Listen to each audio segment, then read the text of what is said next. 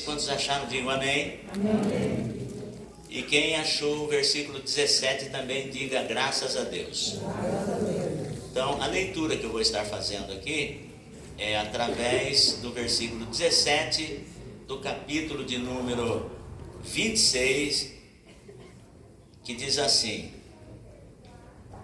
E no primeiro dia da festa dos pães asmos, chegaram os discípulos junto de Jesus, dizendo: Onde queres que preparemos a comida da Páscoa?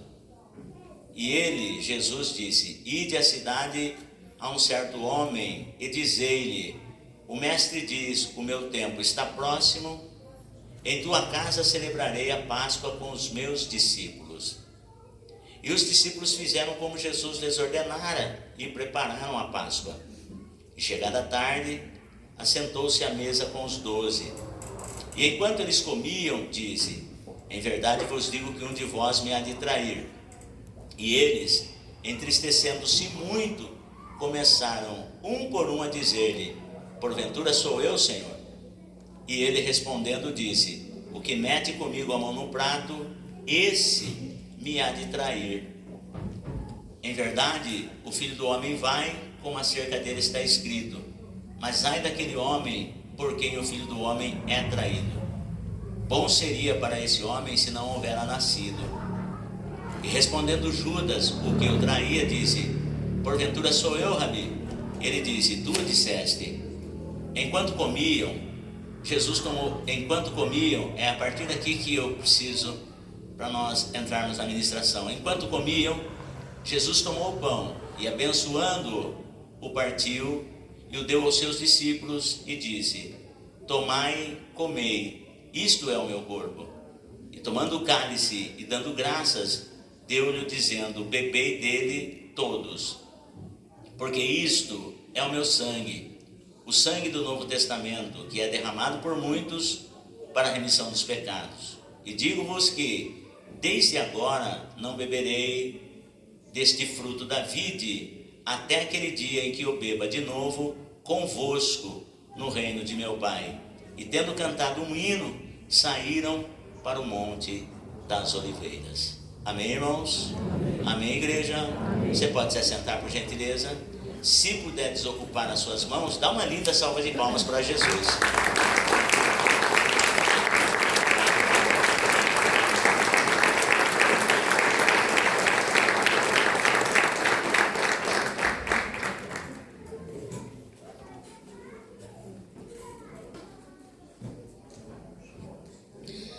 Queridos, nós estávamos aqui na semana de oração, semana essa que encerramos ontem, e foi uma bênção, semana de oração.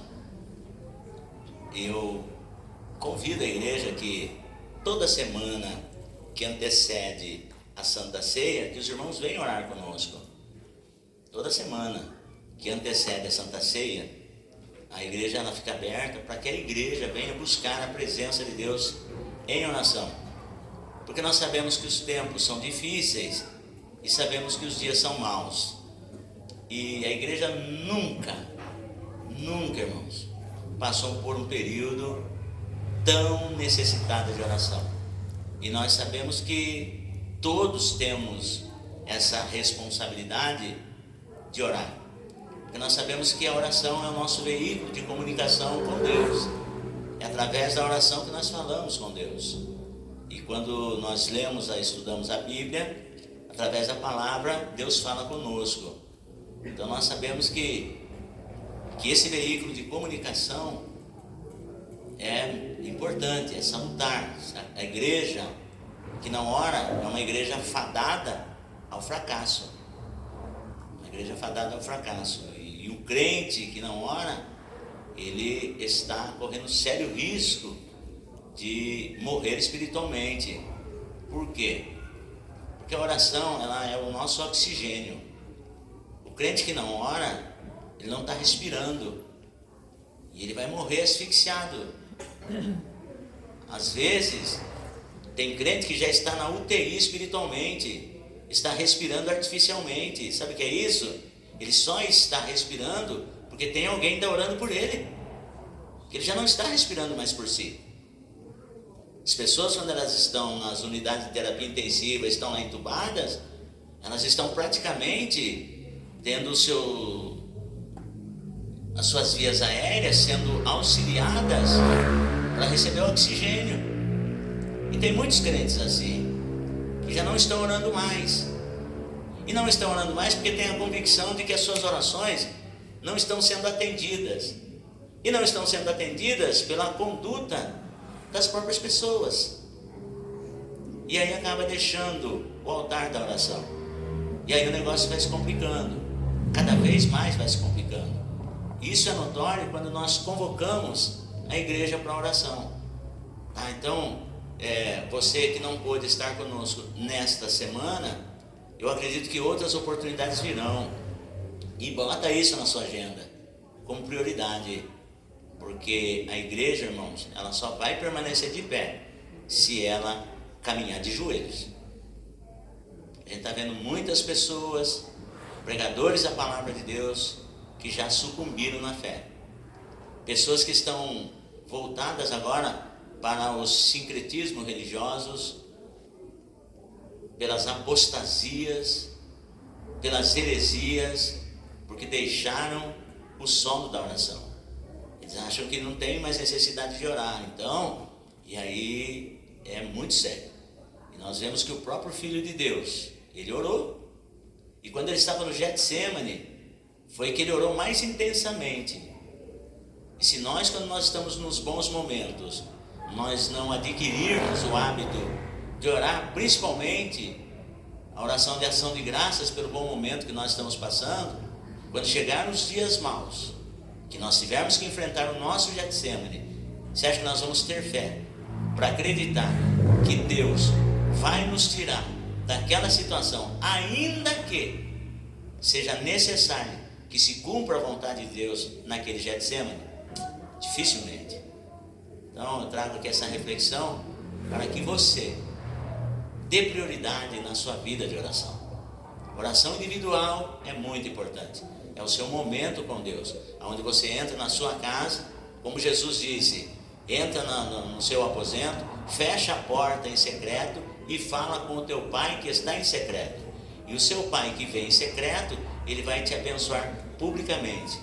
Então, quando você vê uma pessoa sendo abençoada espiritualmente, você pode ter certeza que a comunhão dela com Deus em secreto já aconteceu. É comum você falar, nossa, irmão, olha como aquele irmão é uma bênção. Aquele irmão para louvar é uma maravilha. Aquele irmão para ministrar é uma bênção. A irmã para pregar, eu falo para você, não tem uma pessoa. Mas por quê? Porque ela já venceu a natureza humana, ela já venceu Satanás, ela já venceu o mundo no solo da oração. Então, quando você vence no solo da oração em secreto, Deus te recompensa publicamente. Como pastor? Cura, libertação, conversão de almas. Deus vai te abençoar publicamente quando você em secreto se desmancha na presença do Senhor. Mas a gente vê que infelizmente muitas pessoas não têm mais essa intimidade com o Senhor. E isso reflete na vida da igreja. Isso reflete principalmente na nossa vida como obreiros e obreiras da casa do Senhor. Então eu trago essa responsabilidade porque hoje eu não tenho aquele compromisso de angariar bens materiais. Não. Eu costumo dizer que eu estou vivendo o último capítulo da minha vida. E como um pai entesoura para o filho ou para os filhos, a minha preocupação hoje é que herança eu vou deixar para o ministério Templo Pentecostal Conhecendo a Cristo.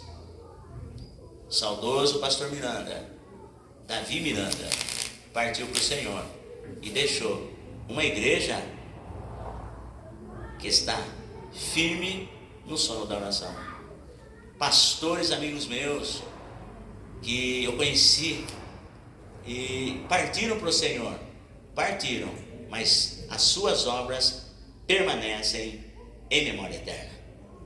Então a minha preocupação hoje não é o que eu vou ganhar em termos materialmente falando, mas o que eu vou deixar, o que eu estou entesourando como herança para os meus filhos na fé. Quantos são meus filhos na fé aqui nessa noite? Quantos podem aplaudir o nome do Senhor Jesus? Essa é a minha herança. O profeta Eliseu, ele estava para assumir o lugar de Elias. E ele tinha em Elias, o seu mentor espiritual, como seu pai na fé. Ele tinha Elias, ele via Elias, o seu pai na fé. É muito importante nós atentarmos para a liderança espiritual eclesiástica que Deus põe sobre as nossas vidas. Porque no mundo espiritual nós não caímos de paraquedas. Não, o Senhor nos prepara, o Senhor nos direciona. Em uma certa ocasião, aonde quer que Elias e Eliseu fossem, tinha só uma profecia: eis que o Senhor vai tomar o teu Senhor por de cima de ti. Você olhava, ia num lugar, a profecia era uma só. Em outras palavras, Deus vai recolher o teu mentor. E as pessoas chegavam e não tinha aquele cuidado para falar com Eliseu, mas já atacava direto. Você sabia que o Espírito Santo tem falado que o Senhor vai recolher o teu Senhor? E Eliseu agora preocupado com Elias, porque ele falou: pô, o homem já está cheio de problema, irmão Rogério. Pastor Roberto, evangelista Fernando, presbítero Nagibe Viana com Enison. Meu senhor está cheio de problema, eu não vou levar para ele essa preocupação. Eu não vou falar com ele sobre essa preocupação. E Eliseu, ele queria evitar que isso chegasse até Elias, que o Senhor o havia de recolhê-lo ou de arrebatá-lo. E Eliseu: calai-vos, eu sei disso. Mas chegava um profeta e dizia assim: você sabia que o Senhor vai arrebatar o teu Senhor? Ele dizia, quando ele ouvia aquela profecia, ele já pegava: eu sei disso, fique quieto. Eu também sei disso, mas fique quieto. Ou seja, o mesmo Deus que revelou isso para você é o mesmo Deus que me revelou a mim. Mas vamos ficar entre nós.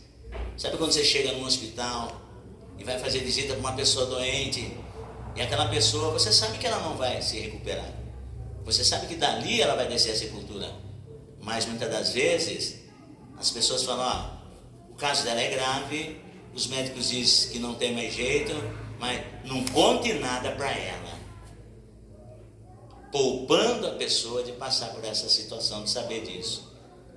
E Eliseu, ele tinha um cuidado tão grande com Elias, o seu pai espiritual, que ele tentava protegê-lo. Talvez se Elias perguntasse assim: escute, o que o profeta fulano de tal falou para você? Ou seja, o que o irmão fulano de tal falou para você? Não, ele está tranquilo, fique em paz. E nós falamos assim, né? Deus sabe todas as coisas. Mas por que Eliseu fazia isso? Pelo zelo, pelo cuidado que ele tinha do homem de Deus. Eu, quando começo a olhar a história de Elias e Eliseu, e eu vejo a amizade desses dois, eu vejo assim um respeito tão grande. E isso precisa haver em nosso meio. Nós que somos mais velhos, respeitar os mais jovens, as crianças e os jovens. E as crianças respeitarem também os mais velhos no mesmo calibre, no mesmo respeito. E o respeito que eu digo é assim, preservar a pessoa no momento da dificuldade, visitar a pessoa no momento da sua enfermidade, porque chega um momento que é assim, irmãos. Chega um momento que é assim. A enfermidade vem não é por ser pecado, mas por uma situação. É bem verdade que o pecado ele traz a doença, mas nem toda doença é fruto do pecado. E quando ela vier, é importante que nós sejamos sensíveis a ponto de olhar e falar: olha, não estou vendo fulano aqui, não estou vendo ciclana. Pô, mas não é de perder culto. Todas as reuniões estão aqui, então está acontecendo alguma coisa. E hoje, eu acho que é muito bom, muito interessante. essa questão de celular, WhatsApp, facilitou muito a nossa vida. Mas quando nós abusamos dessa tecnologia, nós ficamos na nossa zona de conforto. Você foi visitar fulano de tal? Não, eu não fui. Mas eu já vou mandar um zap para ele. Vou mandar um zap para ela. A gente sabe que um WhatsApp, isso aí ajuda no momento da emergência. Mas nós temos que orar e falar: Deus, prepara uma oportunidade para que eu possa visitá-lo ou visitá-la pessoalmente. Porque tem coisas, irmãos, que a pessoa, ela não quer falar por telefone. O apóstolo Tiago, ele diz assim que: está alguém entre vós contente? Cante louvores. Está alguém entre vós aflito? Ore. Está alguém entre vós doente? Olha, presta atenção. Está alguém, porque existem dentro da congregação vários tipos de pessoas. Nem todo mundo está no mesmo nível emocional, intelecto ou espiritual. Tem um momento que eu estou orando, Deus, Senhor, com essa fé que eu estou, se o Senhor, eu creio que o Senhor pode fazer chover de baixo para cima. Mas tem momento que eu estou naquele momento, eu digo assim: Pai, eu não sou digno nem de olhar para Ti. Passando esse momento, só o Senhor sabe. Porque a vida é feita de momentos. Então o apóstolo Tiago diz assim: está alguém entre vós contente? Cante louvores. Extravase o seu louvor, porque o louvor ele tem uma importância muito grande, tanto para a pessoa que está louvando, quanto para a pessoa que está ouvindo. Está alguém entre vós aflito? Ore. E aflição tem nome. Senhor, eu estou aflito porque eu fui no médico e constatou uma enfermidade que para a medicina é impossível, mas o Deus que eu sirvo é o Deus do impossível. Aflição tem nome. Talvez um filho em poder do cárcere humano ou das drogas, ou um casamento à beira do fracasso, e isso tem afligido. Mas a Bíblia, quando nós começamos a orar, vem logo uma promessa: muitas são as aflições do justo, mas o Senhor a livra de todas, através da oração. Mas se está alguém entre vós doente, olha só, se está alguém entre vós doente, primeira característica desse doente é ausência. É ausência. Está alguém entre vós doente? Chame os presbíteros da igreja. Chame. A família do doente tem que ver no corpo ministerial da igreja, no corpo presbiterial da igreja, nos oficiais da igreja. A igreja precisa acreditar em nós como obreiros e chamar, e Deus vai fazer o milagre. Mas nós estamos vivendo dias em que pastores, presbíteros, evangelistas, missionários, diáconos, cooperadores caíram em descrédito. Só que eu venho aqui falar uma palavra profética para você. Nós ainda aqui acreditamos no poder de Deus. Se você acredita, então você tem que tomar posse do que nós pregamos aqui, porque a palavra que pregamos aqui é revelada pelo Espírito de Deus. Você tem que acreditar. E nós, a fé, irmãos, se ela não for colocada em prática, é uma fé morta. O mesmo apóstolo Tiago, ele diz que existem dois tipos de fé: a fé viva e a fé morta. A fé viva é quando você age a sua fé. Puxa vida, semana de oração, estou passando lascado, estou numa prova terrível, mas eu sei que tem uma igreja em oração. Eu vou lá, porque eu sei no que Deus pode fazer. E você vem com seus N problemas, com as suas N dificuldades. Quando você dobra o joelho, se você pode, se não sentadinho de pé, você volta para sua casa, não da mesma maneira que você chegou. Porque pode ter certeza que o seu fardo, Jesus já tomou. E as coisas não acontecem no meu tempo e nem no seu. Porque vida espiritual se progride através da fé. E a fé é o firme fundamento. Nós não trabalhamos com magia, não trabalhamos com soluções imediatas, mas nós trabalhamos pela fé. E a fé é o firme fundamento. E quando eu demonstro a minha fé, Deus se agrada e me galardoa. Deus está galardoando você nessa noite. Esse galardão de Deus para a sua fé é Deus honrando a sua fé. Não, Ele acreditou em mim. Ela confiou na minha palavra. Vou eu rasgar o céu e entregar a bênção que ele ou ela precisa. Quantos vieram buscar bênçãos aqui nessa noite? Pela fé, irmão. E aí as coisas vão acontecendo. E outra, o poeta Sérgio Lopes, ele dizia assim, que a fé só se manifesta quando o momento chegar. Vai chegar um momento que nós vamos precisar usar a fé. E aí, como eu disse, que a tecnologia, ela ajuda numa questão emergencial, mas no praticar a fé, ainda tem que ser presencial. Porque quando o Tiago diz assim, está alguém doente, chame o presbitério, ligou, pastor Salustiano, pastor Sérgio Luiz Françoso, presbítero fulano, irmão ciclano, ó, tem como vir aqui? Em nome de Jesus. Vamos lá. Quando chega para fazer a oração pelo doente, isso é muito importante, porque existem coisas que o doente ele não vai falar por telefone. Repita comigo: o doente não faz confissão por telefone. Você entendeu? Diga amém. E o apóstolo Tiago ele vai dizer exatamente isso. Você parou para analisar, irmãos, que tem muitas pessoas que partiram para a eternidade, desceram à sepultura, pastor Sérgio, sem receber uma visita pastoral? Ah, como eu queria que o irmão fulano estivesse aqui, que a irmã ciclana estivesse aqui. Eu precisava fazer uma confissão.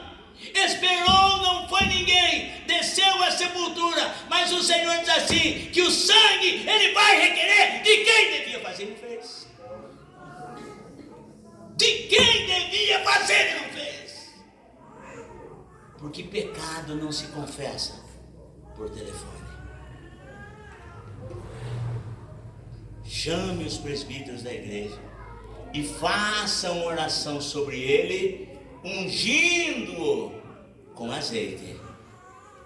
A oração da fé salvará o doente, e se cometer pecado, ser-lhe-ão perdoados através da confissão de fé. Sabe o que é? O Espírito de Deus ele é tão lindo, tão maravilhoso, que nós precisamos, nesses dias que nós estamos vivendo, colocar a nossa fé em movimento. O meu pastorado precisa passar pela credibilidade dos irmãos. Os presbitérios, os evangelistas, diáconos, diaconisas, nós precisamos, porque eu sei que aqui nós somos pessoas que buscamos a presença de Deus. Nós não estamos brincando de ser crente. Nós falamos de Deus na presença de Deus. E aí você percebe que as coisas acontecem. E eu conversando com o pastor Sérgio nessa semana de oração, onde eu tive a presença do nosso irmão presbítero Wellington, tive a presença da nossa irmã missionária Graziela. Aliás, na terça-feira da consagração, a irmã Grazi está aqui, trouxe uma palavra para nós, que eu saí daqui com o lenço molhado de chorar. 8 horas da manhã nós ouvimos a palavra de Deus aqui, que foi bênção. E nessa terça nós estamos aqui, né, missionária Lisete? Estaremos aqui na consagração novamente. Então isso é muito importante. E numa dessas nossas reuniões, pastor Sérgio, aqui na semana de oração, o Espírito de Deus colocou depois da oração algo no meu coração. E eu conversei com o pastor Sérgio, que terça e quarta-feira, porque sexta-feira geralmente eu gosto de ir para Santa Terezinha, não tenho ido lá esses dias por motivo de força maior, porque eu já até conversei com o pastor Roberto e por isso que eu não fui lá. Mas eu tenho conversado com o pastor Sérgio de quarta-feira, terça-feira e sexta-feira nós fazemos o evangelismo. Então, pastor Salu, vamos embora. Então, terça-feira agora nós vamos fazer. Eu falei, a gente pega aqui essa parte debaixo do sol nascente, durante a noite, 7 horas da noite, e sai falar do amor de Jesus com alguns folhetos para desencarne. Falamos do amor de Jesus com as pessoas aqui no sol nascente. Já na quarta-feira, essa quarta-feira eu não posso porque eu tenho um compromisso. Já tenho uma visita agendada nessa quarta-feira à noite, eu e o missionário Marli. Então nós não vamos, mas terça-feira nós pega essa região aqui do sol nascente e na quarta-feira a gente vai para a região aqui do cercado. Fazer o evangelismo, conversar com as pessoas, falar do amor de Jesus para as pessoas, orar pelas pessoas e convidar, se elas quiserem vir aqui, ou se elas quiserem procurar uma outra igreja, mas direcioná-las para que elas possam servir a Deus, porque Jesus está voltando. Nós fizemos alguns convites, tá? Então, nessa terça-feira, eu quero estender esse convite a você. Se você quiser se juntar ao pastor Sérgio e a mim, vocês estão convidados para essa hora. Amém, igreja? Amém. Então, é isso. Mas olhando para o texto, guarde bem o que eu vou falar para você. A Santa Ceia para nós, ela é muito importante. Santa Ceia ela é muito importante. Quantas vezes eu, na minha caminhada, eu tive vontade, não aquela vontade ardendo de parar de fazer a obra de Deus, não. Em decorrência das lutas, em decorrência das dificuldades. Mas quando vem o desespero, eu vou parar com tudo, porque não dá, porque... Aí eu me atento na palavra. E no culto desse como Santa Ceia, é que eu e você, nós nos armamos o quão mais que vencedores nós somos. Porque você tinha tudo para não estar aqui, mas você venceu tudo que impedia você de estar aqui, e você está aqui. Então você é mais que vencedor, porque você veio para cultuar a Deus e para participar da Santa Ceia do Senhor. E dentro desse culto de Santa Ceia, que vai ser ministrado para os irmãos o corpo e o sangue, eu aprendi assim, que a Santa Ceia, todos aqui são batizados, ou tem alguém que ainda não se batizou? Tem alguém que ainda não é batizado? Olha, tem aqui o Fabiano que ainda não é batizado. Tem mais alguém que não é batizado? Tem mais alguém que ainda não se batizou? Fala, pastor, eu não sou batizado. E tem uma moça da Inglaterra que ela entrou comigo esses dias, ela falou, pastor, eu estou indo aí para o Brasil, mas eu quero ser batizado na igreja do pastor Salu, porque quando eu estou na igreja do pastor Salu, eu estou em casa. Eu falei, vem, nós conversa e nós vamos batizá-la. E aí, o culto de Santa Ceia, para nós, ele traz lições importantes, do tipo, a Santa Ceia, ela é algo que tem que ser apropriado. Eu chamo a Santa Ceia de apropriação. Jesus, quando ele participou da última festa da Páscoa com seus discípulos, ele instituiu a Santa Ceia. Então, nesses versículos que eu li, foi a primeira Santa Ceia dos apóstolos.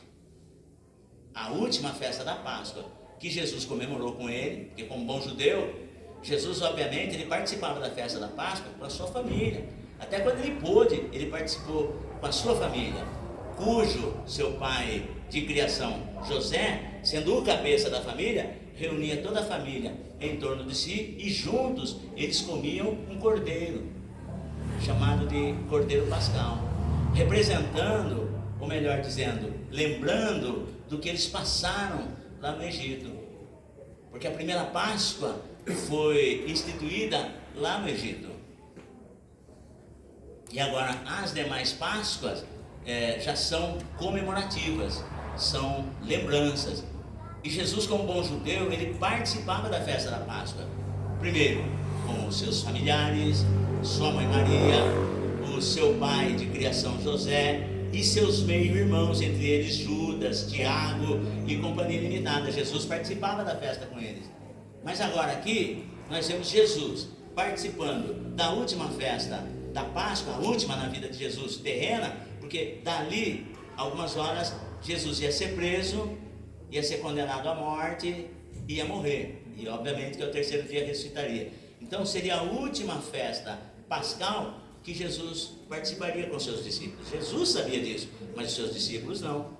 Talvez eles já estavam fazendo até planos para a próxima festa do ano que vem. Mas nessa última festa da Páscoa, Jesus fez algo diferente. Fez algo diferente. E essa lição é muito importante para nós. Porque salvação é algo que tem que ser apropriada. Ela é oferecida, mas nós nos apropriamos da salvação pela fé. As pessoas que falaram de Jesus para mim, as pessoas que mostraram o caminho da salvação para mim, se eu ficasse assim, ó, isso é muito bonito, os hinos é muito maravilhosos, mas se eu não me apropriasse, nada ia acontecer na minha vida. Mas um dia eu levantei a mão e aceitei a Jesus. E detalhe, irmão, o camarada que fumou muitos anos, bebeu muitos anos, não tinha expectativa nenhuma, mas quando eu levantei a minha mão, aceitei a Jesus como Salvador e Senhor, é milagre. Jesus me libertou. E quando eu ia nas igrejas, eu via uma festa como essa, culto de Santa Ceia, eu morria de vontade de participar. Eu via lá aquele, no cálicezinho, eu falei, será que é aquele trem lá? Né? Eu morria de vontade. Pense num adulto aguado, era eu. Eu queria participar, mas não podia. Porque as pessoas falam, o senhor é batizado? Eu não. Por que o senhor não é batizado? Porque eu bebo e porque eu fumo. Mas por que não para de beber, não para de fumar? Porque eu não consigo. Mas se o senhor não quer parar de beber, não quer parar de fumar? Eu quero. Então vem cá, nós vamos orar pelo senhor. Só que assim, eu bebendo e fumando, eu estava na igreja. Fumando e bebendo, eu estava na igreja. Bebendo e fumando, eu estava na igreja. Um dia na igreja, bebendo e fumando, Jesus me libertou. Aleluia! E hoje fazem 28 anos que eu estou liberto para a glória de Deus. Mas a primeira vez que eu tomei a Santa Ceia foi a coisa mais importante da minha vida.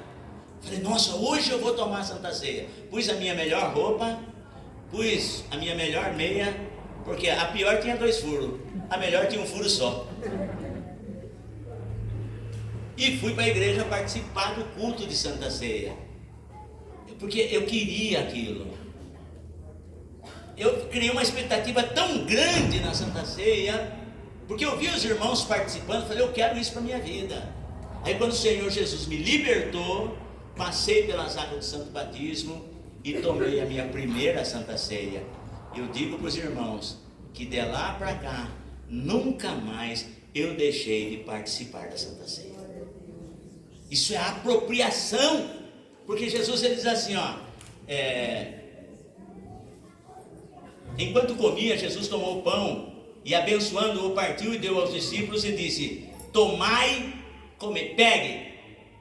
Apropriação significa você tomar posse. Aleluia. É um pedaço de pão,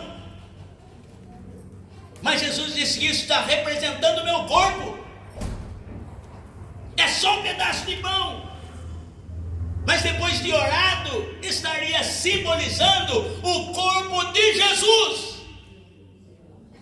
Aí ele falou assim, tome, pegue. Os discípulos pegaram. Disse assim, agora comam, porque isto é o meu corpo, que é partido por vós. Escute, depois que você se apropriou, depois que você se alimentou do corpo de Cristo, a vida tem que mudar. Ah, se era temperamental, deixa de ser. Às vezes é aquele negócio de querer explodir, de querer falar alto, de querer brigar, de querer esbravejar no trânsito, porque se cortou eu já vou fazer alguma coisa. Não, mas espera aí, eu participei do corpo de Cristo, Cristo está em mim. Tem mudança, é apropriação. A carne grita, quer justiça. Não, porque eu não concordo, porque eu não aceito. Porque quando a mulher fala alto, o marido quer falar mais alto. Quando o pastor fala alguma coisa, o outro começa a torcer o bico e começa aqui. Mas agora não, eu comi o corpo de Cristo. Cristo está em mim. As coisas mudam. Isso tem um impacto muito grande, porque as pessoas olham para mim e para você. Ai, quem te viu, quem te vê. O que aconteceu? Por muito menos do que isso, você já quebrava tudo? Por muito menos do que isso, você saía no tapa? O que está acontecendo? Cristo está em mim. As pessoas precisam se converter, não com a sua pregação, mas com o seu testemunho. Cristo está em mim. Isso é apropriação. E outra coisa que eu aprendo, a Santa Ceia é muito importante, porque ela traz comunhão. Comunhão com os irmãos. Porque Jesus disse assim, ó, isso tudo ele está falando com os discípulos, na última festa da Páscoa, e ele está instituindo a Santa Ceia, e a primeira Santa Ceia do seu colégio apostólico. Daí virão outras, e nós somos fruto disso. Posso ouvir um amém? Amém. E aí o versículo 27 diz assim: e tomando o cálice e dando graças, deu-lhe aos discípulos, dizendo: bebei dele todos. Todos. Isso é sinônimo de comunhão. Não tem como haver divergência quando o assunto é a palavra de Deus. Quando nós colocamos a palavra de Deus como árbitro em qualquer situação, em qualquer assunto, nós precisamos ter comunhão.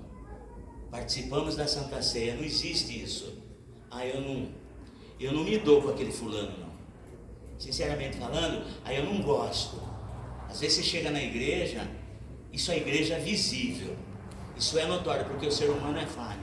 Às vezes vai tirar sarro porque está com o sapato daquele jeito. Lembra que eu falei da meia com 2 furos? Às vezes nós vemos pessoas e nós começamos a olhar. Graças a Deus que aqui não tem isso, né, missionária Karina?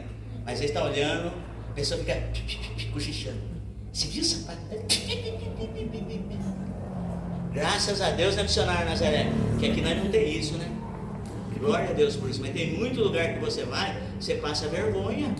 As pessoas começam a medir você dos pés à cabeça, ou da cabeça aos pés.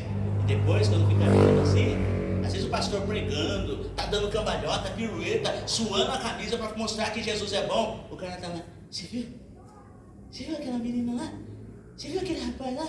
Ai, credo, misericórdia, sangue de Jesus tem poder. Ainda usa o sangue de Jesus, irmão, para falar mal e tirar sarro do semelhante. Repita comigo: participar do cálice da Santa Ceia, é demonstrar comunhão uns com os outros. Você desfez de alguém hoje? Você pensou mal de alguém hoje? E se você assim o fez, dá tempo de, antes de você participar, ir lá se consertar com o seu irmão ou com a sua irmã. Esse dia eu estava falando isso numa escola dominical. O irmão se levantou e falou: pastor, preciso pedir perdão para o pastor. Eu falei: como assim, rapaz? Não, eu tenho que pedir perdão para o pastor. Eu falei: mas por quê? Porque esses dias eu passei no trânsito lá, tinha um cara lá costurando eu, ou andando lentamente na minha frente. Eu comecei a xingar esse rapaz que estava na minha frente. Depois que eu passei, eu vi que era o pastor. Você já fez isso? Escute, a palavra de Deus, ela não faz curva. O Espírito de Deus é assim, que tem gente que pensou mal do irmão e não toma Santa Ceia assim. Seja humilde, vai e converse. Porque esse irmão foi tão humilde, ele falou: eu quero pedir perdão pro irmão, porque eu falei: nossa, essa lesma que está na minha frente, não sei o que, não sei o que, não sei o que. Pastor, era o pastor. Eu falei: eu dirijo com uma lesma mesmo, né? Mas enfim. Amém, irmãos? Amém. Então, Santa Ceia é sinônimo de comunhão. E outra coisa que eu aprendo também, que Santa Ceia é motivo de aliança. Deus é um Deus de aliança. Deus fez aliança com Adão, chamada aliança edêmica. Deus fez aliança com Noé. Deus fez aliança com Abraão. Deus fez aliança com Moisés. Os grandes personagens da Bíblia tiveram uma aliança com Deus. Os grandes personagens do Antigo Testamento tiveram uma aliança com Deus. Mas eu tenho uma boa notícia para você. Deus tem uma aliança com você. Deus tem uma aliança conosco. A Santa Ceia significa isso. E todas as vezes que nós participamos da Santa Ceia, nós estamos declarando diante de Deus: Senhor, eu estou renovando a minha aliança contigo. A nossa aliança com Deus. Porque o versículo 28, ele diz assim: porque isto é o meu sangue, o sangue da nova aliança, que é derramado por muitos para remissão dos pecados. Talvez você esteja aqui nessa noite e diga assim: pastor, eu não consigo ser um crente de verdade. Pastor, eu não consigo servir a Deus da maneira como eu preciso servir. Mas eu venho aqui dizer para você nesta noite: se você confiar nesta aliança, se você confiar no poder de Deus, o sangue de Jesus Cristo vai purificar, vai libertar você, e você vai ser uma bênção, porque Deus tem uma aliança com você. Ele diz que você não vai ficar para trás. Deus tem uma aliança com você. Quando tem uma aliança com Deus, você tem essa aliança. Então eu aprendo que na Santa Ceia ela causa também expectativa. Porque lembra que eu falei que tem hora que a gente tem vontade de parar, tem hora que a gente tem vontade de desanimar? E a Santa Ceia para nós, ela traz uma expectativa. Porque Jesus disse assim, versículo 29: e digo-vos, Jesus falando para os seus... Judas estava ali, mas segundo o evangelista João, ele não participou da Santa Ceia.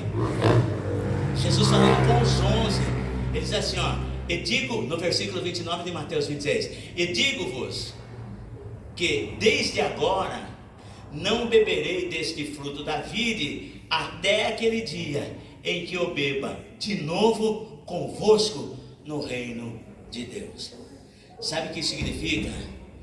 O reino de Deus está vindo, ele já está entre nós, mas ele vai se manifestar, ele vai se materializar, e há uma mesa esperando por nós.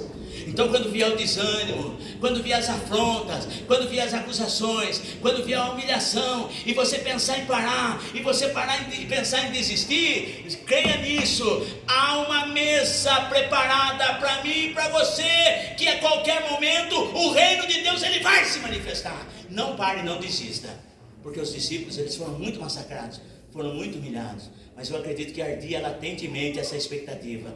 Eu não vou desistir, porque Jesus falou que tem um reino e tem um vinho, uma bebida especial aguardando-nos nesse reino. E eu aprendo também que a Santa Ceia é motivo de lembrança, porque às vezes nós esquecemos, a nossa mente ela é muito limitada, e nós esquecemos tantas coisas, e Jesus fala assim que o que aconteceu lá em Jerusalém não pode ficar esquecido. Às vezes nós ligamos a televisão, assistimos filmes, e aí coloca assim: este filme é baseado em fatos reais. O que aconteceu lá em Jerusalém é fato real. Isso aconteceu e não pode ficar esquecido. E muita gente, quando chega na época da Sexta-feira da Paixão, se comove com o espetáculo A Paixão de Cristo. Mas são pessoas assim, são telespectadores que se comovem, se emocionam naquela hora. Não, para mim e para você, foi algo que Jesus fez que mudou por completo as nossas vidas. Porque as nossas maiores bênçãos, elas foram conquistadas no Calvário. Então, no capítulo 11 de 1 Coríntios, Paulo fala exatamente sobre isso. Ele faz referência a isso. Ele diz assim, o versículo 24, porque eu recebi do Senhor que também vos ensinei, o versículo 23, que o Senhor Jesus, na noite em que foi traído, tomou o pão e, tendo dado graça, o partiu e disse: tomai e comei, isto é o meu corpo, que é partido por vós. No versículo 24, ele encerra esse versículo dizendo assim: fazei isto em memória de mim. E você nota nesse versículo, nessa palavra, que Jesus falou 2 vezes. Quando uma frase, quando algo é dito repetidas vezes, isso é para chamar a nossa atenção de quão importante isso é. É a pergunta que eu quero fazer para você: quantas vezes no dia você se lembra do sacrifício que Jesus fez por você na cruz? Quantas vezes no dia, veja bem, hoje é o dia do 1º de junho, nós vamos passar os outros 30 dias, se o Senhor nos conceder vida e saúde, na próxima Santa Ceia nós vamos estar aqui. E esse evento que está acontecendo aqui hoje, quantas vezes no dia você vai se lembrar que você participou da Santa Ceia? Porque virão tentações, isso na sua carne, isso na vida financeira, isso na sua vida espiritual. A quinta-feira é dia de culto, o diabo vai falar, mas quer saber uma coisa? Hoje eu não vou. Mas você vai se lembrar, fazer isto em memória de mim. Quantas vezes você se lembra que existe uma casa de oração onde você vem para adorar a Deus? Que você já no 1º dia do mês, você participou desse sacrifício, dessa cerimônia. Quantas vezes no dia você vai se lembrar? E Jesus fala 2 vezes, tanto no pão quanto no cálice. Porque ele vai dizer assim no versículo 25, semelhantemente também depois de cear, tomou o cálice dizendo, este cálice é o Novo Testamento no meu sangue. Fazei isto todas as vezes que beberdes em memória de mim.